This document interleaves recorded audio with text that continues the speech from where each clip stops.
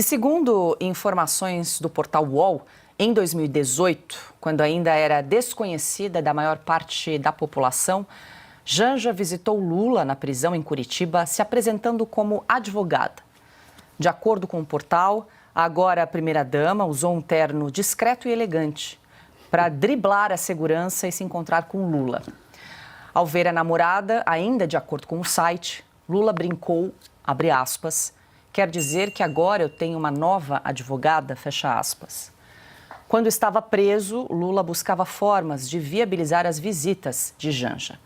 As regras previam visitas de cônjuges, parentes e amigos em dias específicos, mas como o relacionamento entre os dois ainda não era público, Janja não se enquadrava nas categorias permitidas.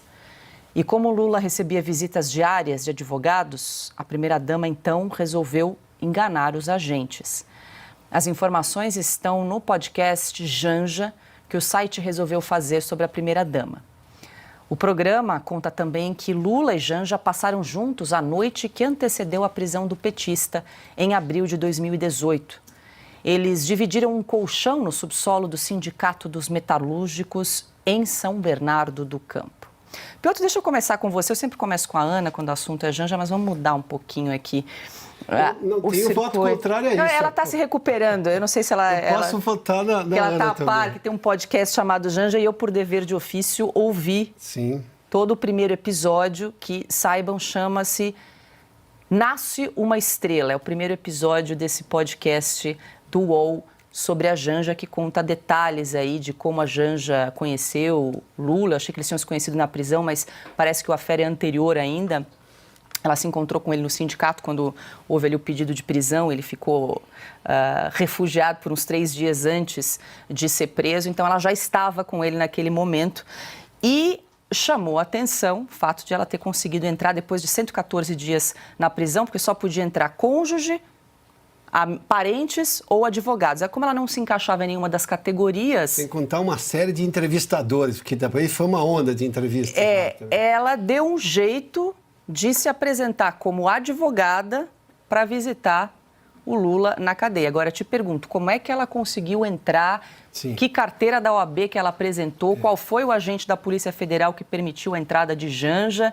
Essas perguntas o podcast não respondeu. Se fato tudo isso, porque, enfim, é a história que o UOL está contando. Então, se fato, isso teria sido um crime de falsidade ideológica. Mais que isso. E prevaricação por parte da polícia, que fez um controle ruim, ou fez controle nenhum para ela entrar. O que chama a atenção é como é que o Supremo, naquele momento, permitiu aquele monte de entrevistas, visitas de advogados a toda hora. Todo mundo era advogado do Lula naquele momento. E hoje você tem aí uma série de pessoas pelo Supremo Tribunal Federal de agora em que sequer podem conversar, o presidente do partido não pode falar com o presidente de honra, ou essas coisas todas, né? Enfim, porque o Supremo impede esse tipo de coisa. Mudou muito, né? Agora, o título, como é que é? Nasce uma Estrela. Primeiro episódio. Nasce uma Estrela é uma frase tão bonita. Normalmente você vê isso usado em poesia ou na ficção, ou às vezes, na verdade, o cinema usa muito isso para contar a história de, obviamente, gente muito grande no mundo das artes e conta a história de vida. Eles acabaram com essa expressão. Agora você vai falar, nasce uma estrela, alguém vai se lembrar do podcast sobre a primeira-dama, que parece que também, lá no podcast, diz que ela não gosta da expressão primeira-dama. Também. Que ela acha, então, a primeira-dama, eu quero dizer que o podcast que fala sobre a primeira-dama, da Janja, que é a primeira-dama. Pronto, então vamos deixar muito claro, porque fatos são fatos. E eu só me atenho a eles, não posso ir muito além. Vamos lá. O que nós estamos vendo aí, esse podcast, e se tudo realmente é o que eles estão contando, chama a atenção de como é que ela entrou numa carceragem, porque esse é o nome que tem que ser dado, embora adaptado ou não, da Polícia Federal de Curitiba. Vamos reabrir, então, agora todo o processo da prisão do Lula para saber como é que ele teve acesso, como é que alguém que não poderia ter acesso a ele, teve acesso a ele. E quem errou? Quem foi o responsável? Pede lá para a Polícia Federal de Brasília, tão ocupada com tantas outras coisas, para apurar o comportamento da Polícia Federal lá em Curitiba. De onde veio se de fato tudo isso aconteceu? A primeira-dama, que não gosta de ser chamada de primeira-dama, então eu vou dizer que, neste caso, é preciso explicar por que a primeira-dama, hoje, a primeira-dama, teve acesso ao então presidiário Luiz Inácio Lula da Silva, lá na carceragem da Polícia Federal de Curitiba.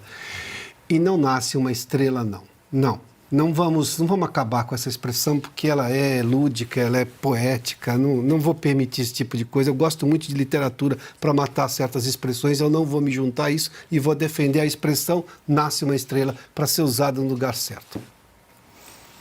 Agora sim, deixa eu ouvir a Ana a respeito dessa informação aí do UOL, do podcast da Janja, que segundo o podcast, Janja teria usado um terno discreto e elegante. Será, Ana, possível que ela teria usado um terno elegante, a primeira-dama, que diz que não gosta de ser chamada de primeira-dama porque diz que é um termo machista?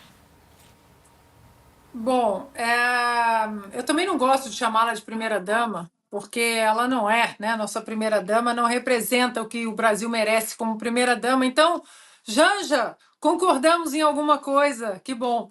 Agora, Paula, a Polícia Federal não sabia que a Janja, então ela entrou ali, o que ela colocou uma peruca também, pintou o cabelo, porque não é possível, né? Não sabiam que a Janja era a namorada do presidiário ali da ocasião. Eu acho que isso é um caso para o super Sherlock Holmes da Polícia Federal, o delegado Fábio Shor, que está com muito tempo, né, nas mãos, perseguindo parlamentares. O delegado Fábio Shor poderia nos esclarecer sobre isso, né? Como que a Janja burlou o sistema da Polícia Federal para visitar o presidiário. Agora, ouvir que nasce uma estrela, pior que isso, é só domingo energizado. Deixa eu ouvir o Silvio também. Eu estou tentando encontrar aqui a publicação do UOL, Silvio, porque por meio do advogado Marco Aurélio de Carvalho, a Janja negou que tenha entrado na Polícia Federal para visitar o Lula como advogada. Paula, então, se é crime, precisa ser apurado. Quem vai apurar? Paula, eu tinha mandado uma foto, vamos ver se a gente consegue colocar na tela aí, porque isso é golpe. Eu queria mostrar uma foto do que é o golpe. Vamos ver se a gente consegue colocar na tela. Vamos lá. Tá aí. Isso daí é golpe. Isso daí é uma furadeira que destruiu 1,7 milhão de arquivos, né? 2,6 terabytes e tinham 4 discos rígidos. Essa imagem maior é um outro. Isso é o Drozes e o MyWebDB.